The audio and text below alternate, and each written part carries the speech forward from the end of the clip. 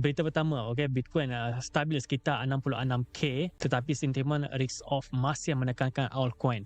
Kalau korang rasa fear and greed, malah hari ni fear and greed dekat kawasan berapa? Paling rendah 3, fear and greed. Dan sekarang ni dalam keadaan 5 atau 6, tapi dia jatuh rendah, pergi ke serendah 3, fear and greed.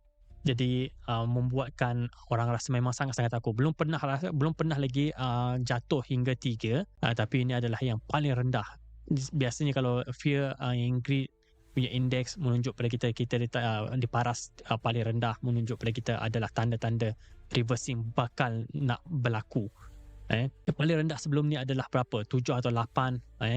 Jadi ni yang paling terendah dalam sejarah kripto, 3. Dan pagi tadi saya nampak dia dah naik pergi ke 5 masa saya update status untuk nak beritahu yang saya akan buat live streaming hari ni atau petang ni. Tapi memang keadaan memang sangat-sangat retail sangat-sangat takut waktu semasa ni. Jadi kita lihat berita ini adalah untuk hari ni.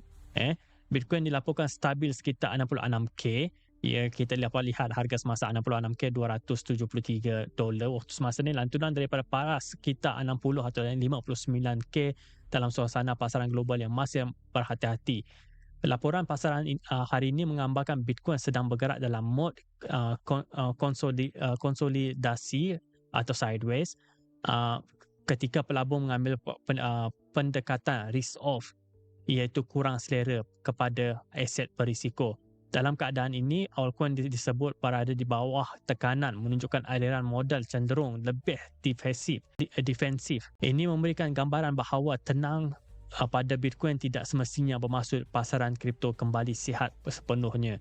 Sebaliknya, ia boleh mencerminkan fasa pasaran yang sedang mencari keseimbangan selepas episod turun naik yang besar.